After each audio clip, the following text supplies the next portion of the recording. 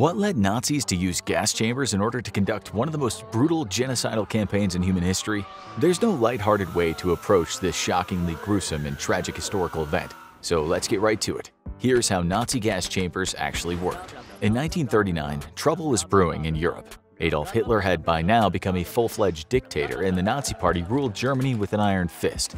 Being a raging anti-Semite backed by other raging anti-Semites, Hitler had succeeded in convincing a fair amount of people that the Jewish population of Germany, and Europe at large, was to blame for most of society's ills. Of course, there were other groups Hitler wished to be rid of as well. Besides his political adversaries, he believed Roma, homosexual people, and the mentally or physically disabled, just to name a few, had no right to exist in German society.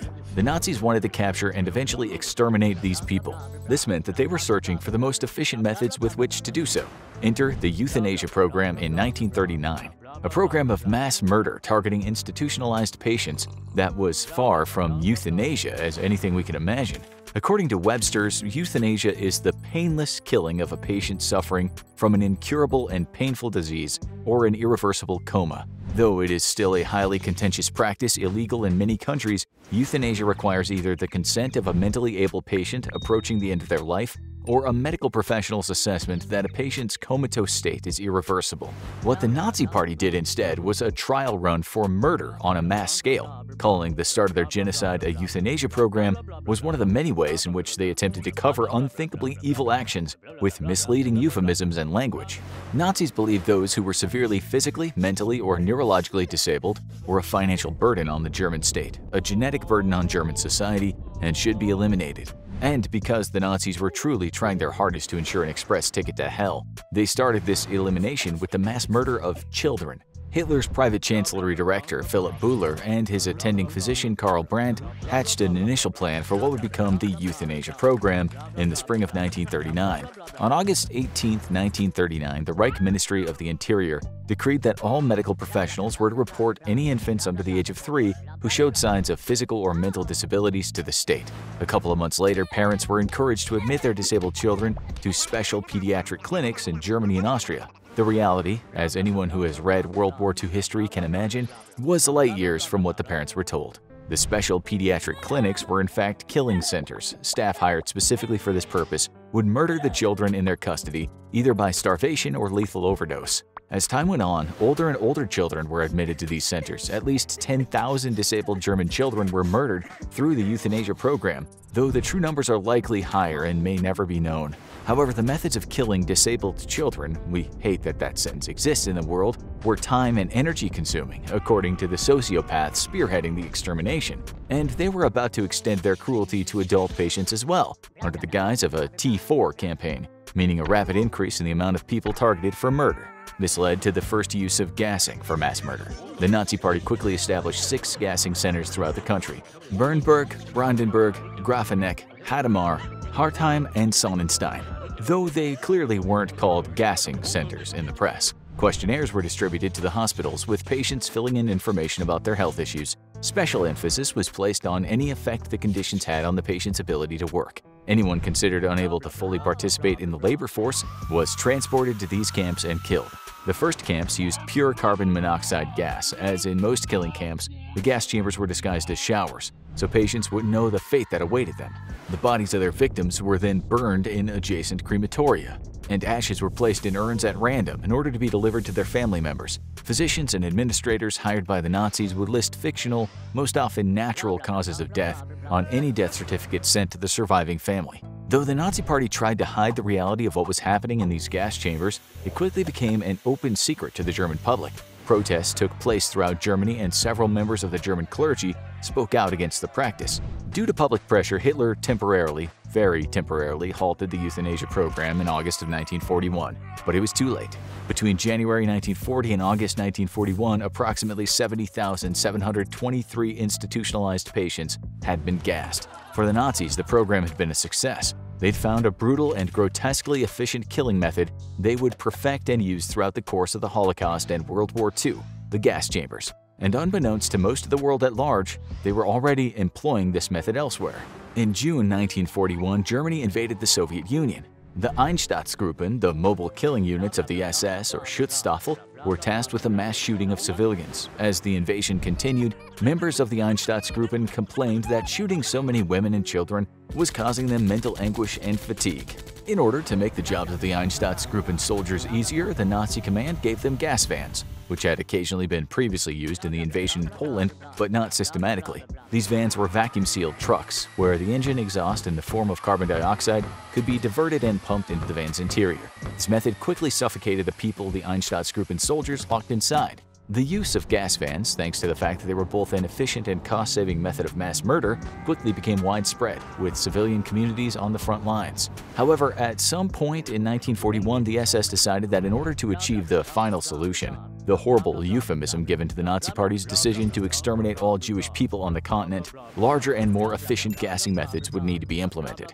The SS had already started sending Jewish people and Roma to killing centers such as Chelmno, where they were rounded up and killed in the aforementioned gas vans. To accelerate the genocide of the Jewish population, stationary gas chambers were now built into the extermination camps of Belzec, Sobibor, and Treblinka in Poland. By 1942, these gas chambers were fully operational. Carbon monoxide gas was still the poison of choice, pumped into the chambers by diesel engines. Victims were often told to pack in tightly with arms raised in order to fit in more people to the chamber and accelerate their suffocation by carbon monoxide. The final and deadliest of many attempted methods would be used at the most infamous and destructive extermination camp of all, Auschwitz. To improve the efficiency of their killings, the SS had started experiments with other toxins for suffocation, including Zyklon B. The chemical came in the form of amethyst blue pellets and was originally used for fumigation of pests. The Nazis realized that when the pellets came into contact with the air, they became exceptionally lethal gas, known as hydrocyanic or prussic acid. After conducting an experiment in September 1941 by gassing 600 Soviet prisoners of war and 250 sick prisoners, they concluded that Zyklon B killed people more rapidly than any toxins the SS had experimented with before. Thus, Zyklon B was chosen for use in Auschwitz. The killing machine that was the Auschwitz death camp worked frighteningly well. Members of the SS would march people chosen for death to the gas chambers. Anyone disabled or too weak to walk would be transported in trucks. Initially, only Crematorium 1 was used, though by 1943, captured people were being escorted to Crematoria 2, 3, 4, and 5. Jewish people, Roma, and other victims would be ordered to disrobe, either in wooden barracks, an antechamber, or outside, depending on how many people were being transported to Auschwitz that day and how crowded the camp was. The SS soldiers kept up the charade of the chambers being showers, where the prisoners had to bathe and disinfect themselves before entering camp. Afterwards, men, women, and children were locked into the chamber as the large door of the entrance was sealed off. A masked soldier would then open a vent on the roof to pour Zyklon B pellets into the chamber. He would then immediately close the vent to seal off the gas chamber completely. The victims, who were packed in tightly to begin with, had no way out, as the gas from the Zyklon B pellets filled the air and inevitably their lungs. They would quickly, usually in a matter of a few minutes, suffocate and die. After the soldiers outside believed everyone to be dead, the toxic air was pumped out of the chamber for approximately 15 minutes. During the biggest mass deportations to Auschwitz in the years of 1943 and 44, the Nazi-operated gas chambers, with the use of Zyklon B, killed an average of 6,000 Jewish people and others per day. Some Jewish people who were deported to the camp were made members of the Sonderkommando. Though they avoided being killed right away, the enslaved Jewish members of the Sonderkommando underwent another kind of hell. The Nazis had observed the mental toll close contact with dead bodies had taken on the German soldiers unloading the gas vans after the victims had been murdered. To avoid their soldiers being negatively affected by such sights as much as possible, the Nazis forcibly tasked a group of Jewish prisoners with entering the gas chambers after each gassing. The Sonderkommando members were made to pry apart the dead bodies using poles and hose down the gas chambers.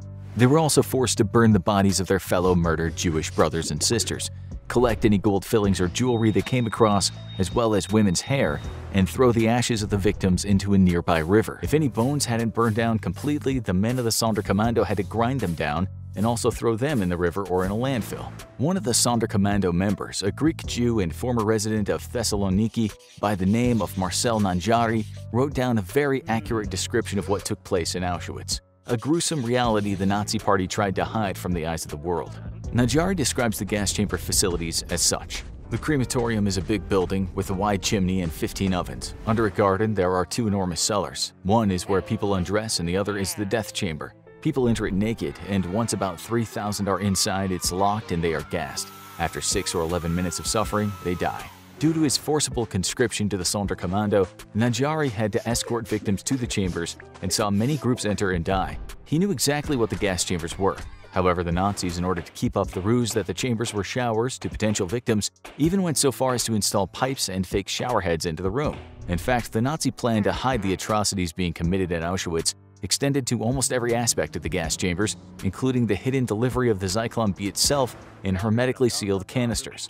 As Nadjari writes, the gas canisters were always delivered in a German Red Cross vehicle with 2 SS men. They then dropped the gas through the openings, and half an hour later our work began. We dragged the bodies of those innocent women and children to the lift, which took them to the ovens. Nadjari wrote 13 pages of letters detailing the horrors of Auschwitz, which he stuffed into a sealed thermos flask and buried near one of the crematoriums. Miraculously, Nadjari would survive Auschwitz, though many of his fellow Sonderkommando members didn't. At one point, Nadjari describes a revolt of the Sonderkommando who attempted to blow up the crematoria at Auschwitz using gunpowder stolen from Nazi soldiers. The revolt failed and all participating members were executed.